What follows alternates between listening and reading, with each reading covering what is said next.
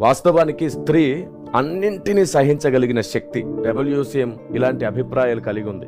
అన్నింటినీ సహించి సాధించగల శక్తి స్త్రీ. కాబట్టి ప్రతి సంఘంలో స్త్రీ పరిచర్యను ప్రోత్సహించాలి, స్త్రీలోని సామర్థ్యతను ప్రోత్సహించాలి. నేటి సమాజంలో కూడా చాలా మంది స్త్రీలు పాడుతున్నారు, ఆరాధిస్తున్నారు, సంఘాన్ని ఉజ్జీవింపజేస్తున్నారు. దేవుడు ఈ ఇత్తడి వ్యవస్థలో స్త్రీలను వాడుకొని ఓ బలమైన కార్యం చేయడం ప్రారంభించాడు. ఈ చివరి దినాల్లో స్త్రీ ద్వారా జరిగే పరిచర్య నిజంగా దేవుని హృదయం సంఘానికి అతి సమీపంగా అవుతుందేమో. ఈ కారణం చేత ఎంతమంది అయితే సామర్థ్యత కలిగినటువంటి స్త్రీలు ఉన్నారో వారిని డిసప్పాయింట్ చేయక, డిస్కరేజ్ చేయక, ఏదో విధంగా వారిని ప్రోత్సహించి వారి వలన దైవ కార్యం జరుగునట్లుగా ప్రయాసపడదాం.